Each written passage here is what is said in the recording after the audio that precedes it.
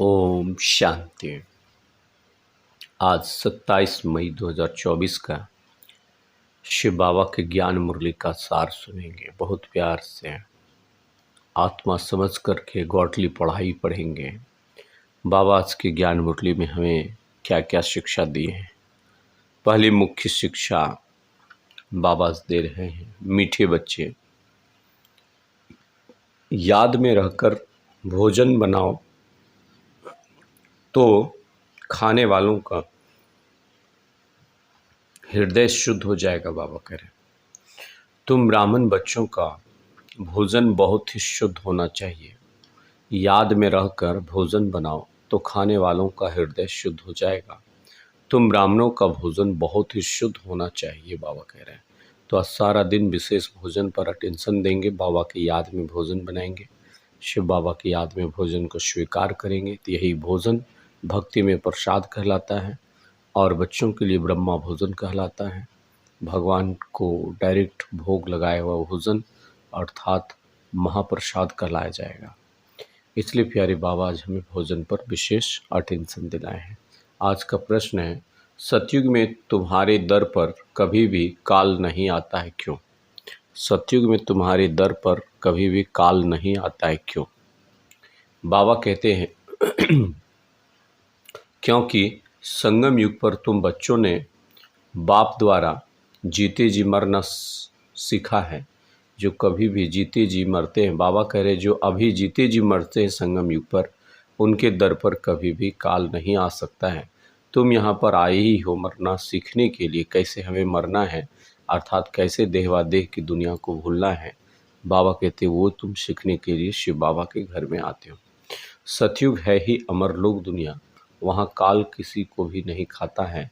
रावण राज्य है ना, मृत्यु लोक है, इसलिए यहाँ सभी की अकाले मृत्यु होती रहती है। ये रावण राज्य है, माया का राज्य है, इसलिए इस कलयुगी सृष्टि में अकाले मृत्यु होते रहती है।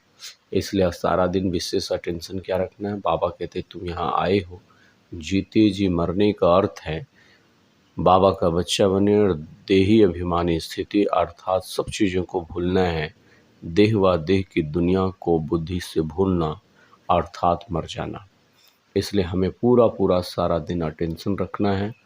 बाबा बोले इस पुरानी दुनिया में अकाली मृत्यु होती रहती है क्योंकि ये है ही रावण का राज्य, पांच विकारी दुनिया, और वो है ही संपूर्ण निर्विकारी दुनिया।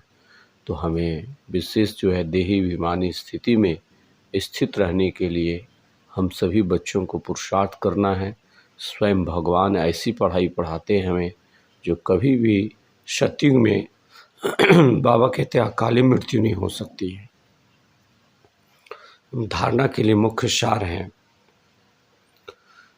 बंधन मुक्त बनने व अपनी उन्नति करने के लिए बुद्धि ज्ञान से सदा भरपूर रहे।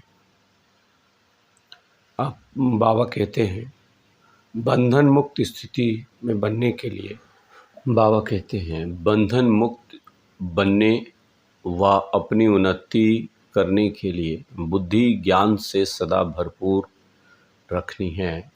मास्टर ज्ञान सागर बनकर स्वदर्शन चक्रधारी होकर बाबा की याद में बैठना है। मास्टर ज्ञान सागर बनकर स्वदर्शन चक्रधारी बनना है अर्थात 500 रुपयों का ड्रिल सारा दिन करते रहना है। बाबा कहते हैं ये धारणा के लिए पहले मुख्य पॉइंट है। दूसरे मुख्य पॉइंट है नींद को जीतने वाला बन, याद और सेवा का बल जमा करना है। नींद को जीतने वाला बनकर याद और सेवा का बल जमा करना है। कमाई में कभी भी सुस्ती नहीं करनी है, झुटका नहीं खाना है। कई बच्चे ज्ञान योग पढ़ाई होता है या मुरली भी होता है तो वो क्या करते हैं, नींद करते रहते हैं। तो कमाई में कभी भी सुस्ती नहीं करनी है, झुटका कभी भी नहीं खाना है बाबा बोलते हैं। इसलिए नींद को जीतने वाला विशेष करके क्लास के समय या अमृत बेला के समय हमें नींद विशेष जो है उस समय नहीं आना चाहिए क्योंकि उस समय हमारा जन्म का भाग्य प्राप्ति करने का समय है, बाबा से वरदान और शक्तियाँ लेने का समय है। इसलिए हमें इन बातों को विशेष अटेंशन रखना है। आज का सद्गुरु बाबा का वरदान है, विश्व में ईश्वरीय परिवार के स्नेह का बीज बोने वाले विश्व सेवाधारी भवो। संपूर्ण विश्व में ईश्वरीय परिवार के स्नेह का बीज बोने वाले विश्व सेवाधारी भवो बाबा कहते हैं। मीठे प्यारे बाबा कहते हैं, मीठे प्यारे बाबा कहते हैं, बच्चे, संपूर्ण विश्व में तुम ईश्वरीय सेवा का बीज बो दो, जिससे विश्व सेवाधारी भवों का वरदान तुम बच्चों को मिल जाए। विस्तार है, आप विश्व सेवाधारी बच्चे विश्व में ईश्वरीय परिवार के स्नेह का बीज बो रहे हो।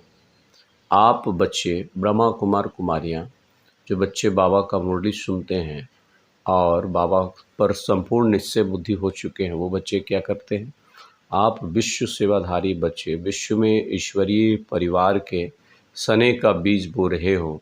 चाहे कोई नास्तिक भी हो या आस्तिक हो, सबको अलौकिक व ईश्वरीय स्नेह की, निस्वार्थ स्नेह की अनुभूति कराना ही बीज बोना हो गया।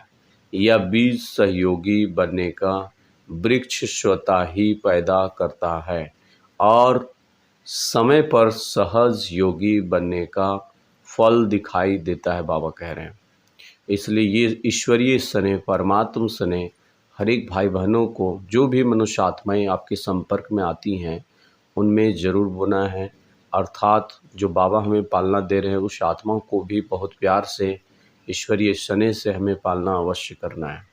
और समय पर सहज योगी बनने का फल दिखाई देता है। सिर्फ कोई फल जल्दी निकलता है और कोई फल समय पर निकलता है, बाबा बोले।